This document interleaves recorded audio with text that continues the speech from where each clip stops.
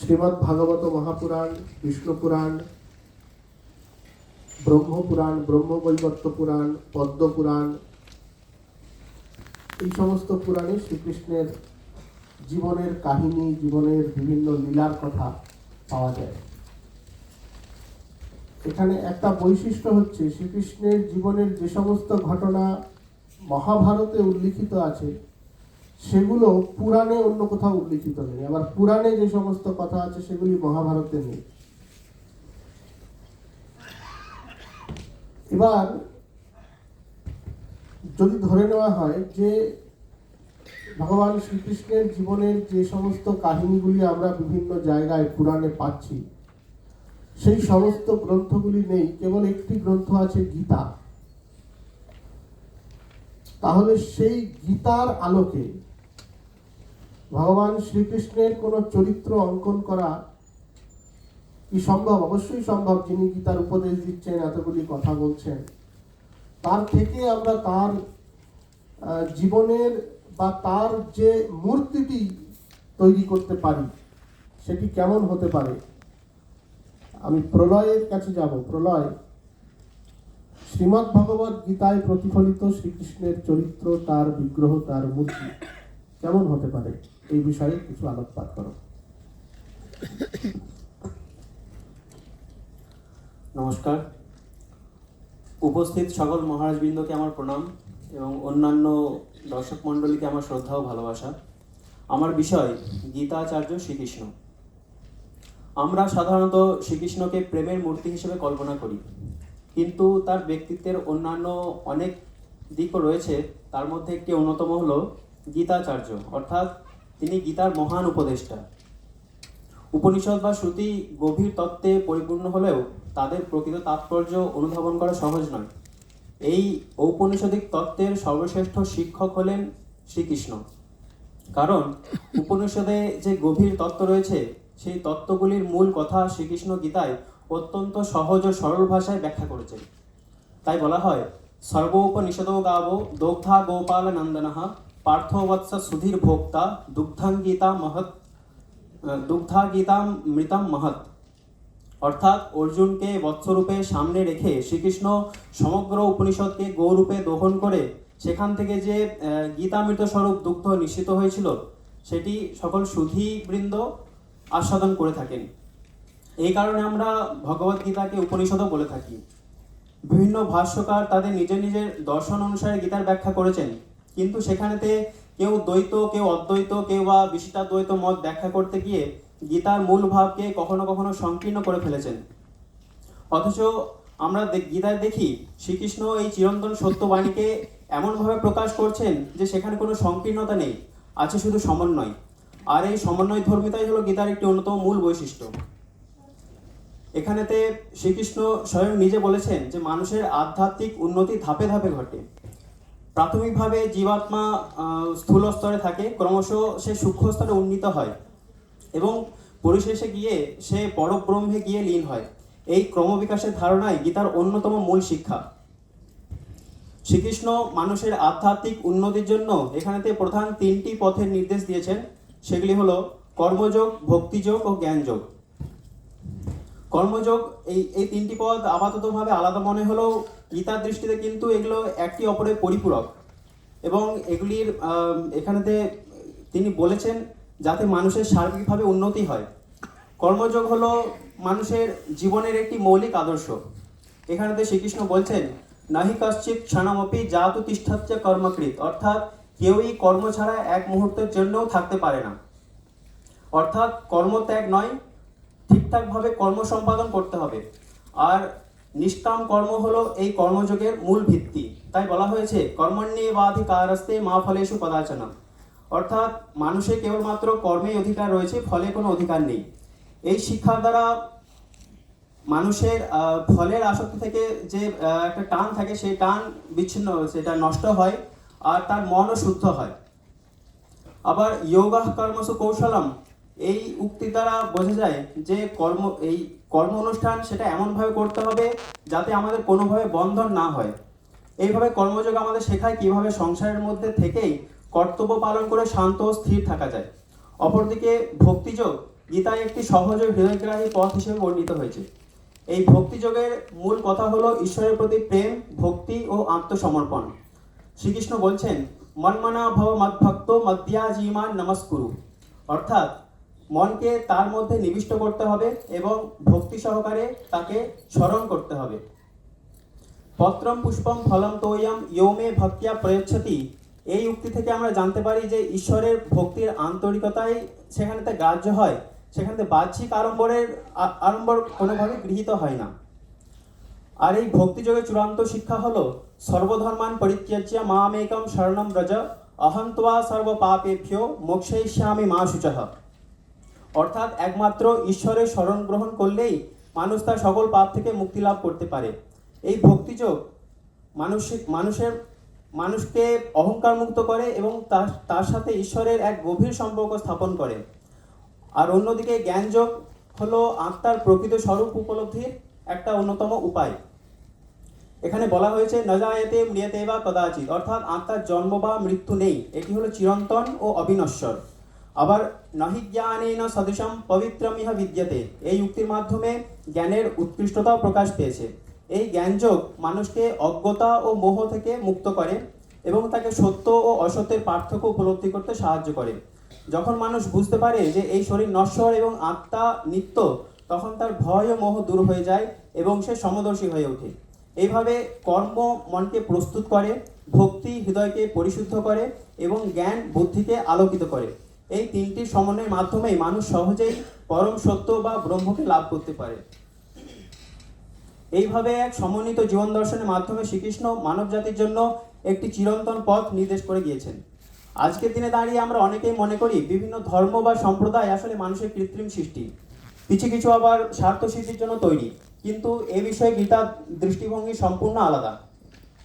আসলে মানুষের অন্তরের গভীর প্রয়োজন থেকেই ধর্মের উদ্ভব। মানুষের ভিন্ন ভিন্ন মানসিক ও আধ্যাত্মিক স্তরের জন্য বিভিন্ন ধর্মপথের সৃষ্টি হয়েছে। তাই শিবমহিমা স্তোত্রে বলা হয়েছে, ত্রয়ী সাংখ্যং যোগঃ পশুপতিমতং বৈষ্ণবমিতি প্রভিন্নে প্রস্থানে পরমিদমদঃ পথ্যমিতি চ রুচীনাম বৈচিত্র্যা দ্বিজকুটিল নানা পথজুষাম নৃণামেকো গম্যঃ ত্বমসি পয়সা মর্ণব ইব, অর্থাৎ বেদত্রয়, সাংখ্য, যোগ, শৈবমত, বৈষ্ণবমত প্রভৃতি নানান শাস্ত্রকে মানুষ নিজের নিজের রুচি অনুসারে শ্রেষ্ঠ মনে করে এবং বিভিন্ন ধর্মমতও অনুসরণ করে। কিন্তু এখানেতে লক্ষ্য করতে হবে, যেমন সকল নদীর শেষ গন্তব্য হয় সমুদ্র, তেমনি এই সমস্ত মতের একমাত্র চূড়ান্ত লক্ষ্য হলো সেই এক পরম সত্য। এই বিষয়ে মাস্টারমশাইয়ের সাথে আলোচনার সময় ঠাকুরও বলছেন, যার জগৎ তিনি এসব করেছেন অধিকারী ভেদে, যার যা পেটে সয় বাড়ির লোক সেইরূপ খাবার বন্দোবস্ত করেন। এক মার 5 ছেলে, বাড়িতে মাছ এসেছে, মা মাছের নানা রকম ব্যঞ্জন করেছেন, যার যা পেটে সয়।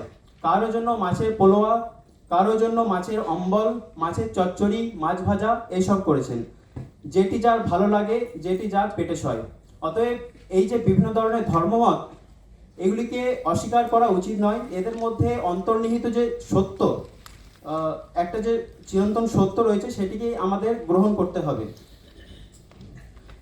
এই বিষয়ে শ্রীকৃষ্ণ একটি উপমা দিয়েছেন। তিনি বলছেন, ময়ি সর্বমিদম প্রোতম সূত্রে মণিগণা ইব, অর্থাৎ যেমন একটি সুতোয় অসংখ্য মণি গাঁথা থাকে, তেমনি তার মধ্যেই সমগ্র বিশ্ব ব্রহ্মাণ্ড অবস্থিত।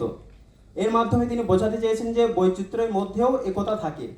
তাই বিভিন্ন ধর্ম, মত, পথ সবই সেই এক চিরন্তন সত্যের বিভিন্ন প্রকাশ মাত্র। অনেকে মনে করেন মহাভারত বা গীতা রূপক মাত্র, কিন্তু এই ধারণা গীতার মূল তাৎপর্যকে ক্ষুণ্ণ করে। যদি আমরা কুরুক্ষেত্রের যুদ্ধকে প্রতীক হিসেবে স্বীকার করি, তাহলে গীতার শিক্ষা বাস্তব জীবনের প্রাসঙ্গিকতা হারিয়ে ফেলে। বর্তমান সমাজে গীতার প্রাসঙ্গিকতা রয়েছে, যেমন আমরা দেখি 14 অধ্যায় গুণত্রয় বিভাগ যোগে। এখানে শ্রীকৃষ্ণ মানব প্রকৃতির একটি মৌলিক তত্ত্ব ব্যাখ্যা করছেন, যা আমাদের নিজেদের মন ও আচরণকে বুঝতে সাহায্য করে। তিনি বলছেন, সমগ্র জগৎ এবং মানুষের মন, চরিত্র 3টি গুণের দ্বারা নিয়ন্ত্রিত হয়। এই 3টি গুণ হলো সত্য, রজ ও তম। এখানে সত্যগুণ হলো নির্মলতা, জ্ঞান ও আলোর প্রতীক। গীতায় বলা হয়েছে, সত্ত্বম তত্র সত্ত্বম নির্মলত্বাৎ প্রকাশক মনাময়ম, অর্থাৎ এই সত্যগুণ মনকে নির্মল ও জ্ঞানময় করে তোলে। যে ব্যক্তি শান্ত, সত্যনিষ্ঠ ও ও আত্মসংযমী তার মধ্যে সত্যগুণের প্রাধান্য থাকে। এই সত্যগুণ মানুষকে উচ্চতর জীবনের দিকে এগিয়ে দেয়। অপরদিকে রজগুণ হলো কর্ম, আকাঙ্ক্ষা ও আসক্তির প্রতীক। বলা হয়েছে রজোরাগাত মতম বৃদ্ধি তৃষ্ণা সঙ্গ সমুদ্ভবম। এর থেকে বোঝা যায় যে রজগুণ কামনা ও আসক্তির জন্ম দেয়। রজগুণ মানুষকে কর্মঠ করে ঠিকই, কিন্তু সেখানেতে অশান্তি ও অস্থিরতারও কারণ হয়। আবার এই রজগুণের কারণেই মানুষ ফলের প্রত্যাশা করে। অপরদিকে তমগুণ হলো অজ্ঞতা, জড়তা আর মোহের প্রতীক। বলা হয়েছে তমস্ত্বজ্ঞানজম বৃদ্ধি মোহনাম সর্বদেহিনাম, অর্থাৎ তমগুণ অজ্ঞতা থেকে জন্মায় এবং মানুষকে বিভ্রান্ত করে। তমগুণের ফলেই মানুষ অলস, উদাসীন ও অচেতন হয়ে পড়ে, যা তার উন্নতির পথে বাধা সৃষ্টি করে। এই তিনটি গুণের বর্ণনা দিতে গিয়ে ঠাকুর তিন ডাকাতের গল্প বলছেন। তিনজন ডাকাতের গল্প। একবার একজন ধনী পথিক বনের মধ্যে দিয়ে যাচ্ছেন, সেখানেতে তিনজন ডাকাত তাকে ধরে ফেলে।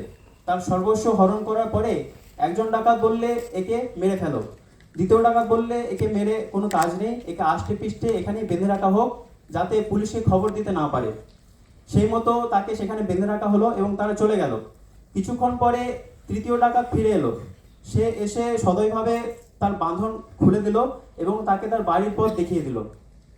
এখানে তার ঠাকুর বলছেন যে এই যে প্রথম ডাকাত যে পথিককে মারতে চেয়েছিল সে হলো আসলে তমগুণ, কারণ তমগুণের কারণে বিনাশ হয়। আর দ্বিতীয় ডাকাত যে পথিককে বেঁধে রাখতে চেয়েছিল সে হলো রজগুণ, কারণ রজগুণের কারণেই মানুষ সংসারে বদ্ধ হয়।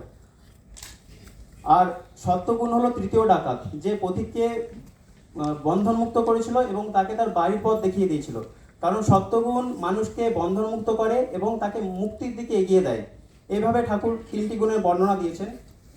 এই তিনটি গুণ পরস্পরের সাথে সর্বদাই সংঘর্ষে লিপ্ত, কখনো সত্য, কখনো রজ, কখনো তমগুণ প্রাধান্য পায় এবং এই অনুসারে মানুষের মন ও আচরণও পরিবর্তিত হতে থাকে। কিন্তু গীতার শিক্ষা এখানেই সীমাবদ্ধ নয়, এর মূল লক্ষ্য হলো এই গুণত্রয়কে অতিক্রম করা। তাই শ্রীকৃষ্ণ বলছেন গুণানেতা নতিত্যত্রিন দেহি দেহ সমুদ্ভবান জন্ম মৃত্যু যারা দুঃখের বিমুক্ত মৃতমশ্নুতে, অর্থাৎ যে এই তিনটি গুণকে অতিক্রম করে সে অমৃতত্ব বা মুক্তি লাভ করে।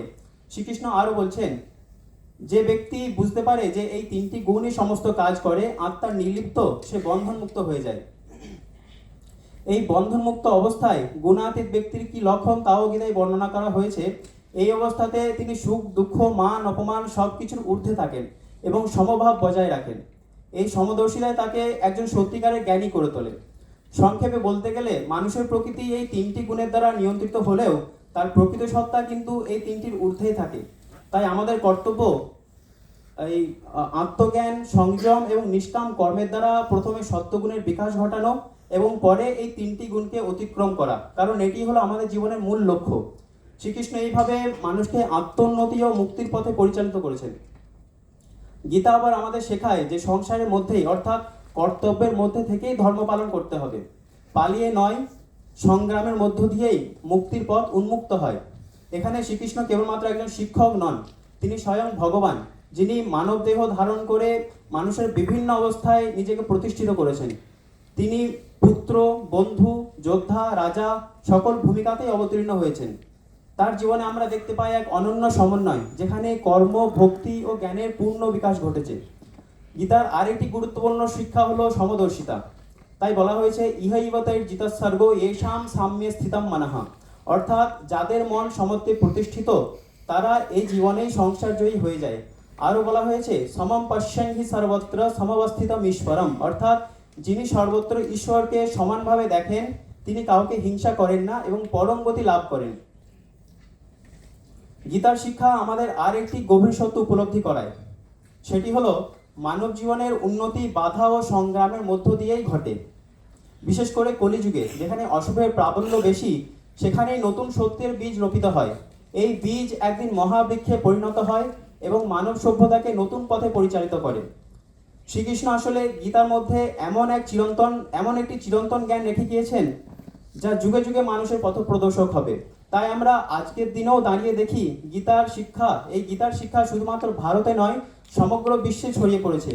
বিভিন্ন সংস্কৃতি ও সমাজের মানুষ গীতার মধ্যে নিজের জীবনের অর্থ খুঁজে পাচ্ছেন। তাই গীতাকে শুধুমাত্র একটি ধর্মগ্রন্থ বলা উচিত নয়, বরং এটি হলো মানুষের সার্বিক উন্নতির এক পথ নির্দেশিকা। শেষে বলা যায় শ্রীকৃষ্ণ গীতা অবিচ্ছেদ্য। গীতা হলো তার বাণীময় প্রকাশ এবং শ্রীকৃষ্ণ হলেন সেই বাণীর জীবন্ত প্রতিমূর্তি। তাই আমাদের কর্তব্য এই গীতার শিক্ষাকে শুধুমাত্র শ্রবণ বা পাঠে সীমাবদ্ধ না রেখে তাকে জীবনে প্রয়োগ করা। কারণ গীতার মূল উদ্দেশ্য জ্ঞান দান নয়, জীবনকে রূপান্তরিত করা। এই বলে আমি আমার বক্তব্য এখানে শেষ করছি। নমস্কার।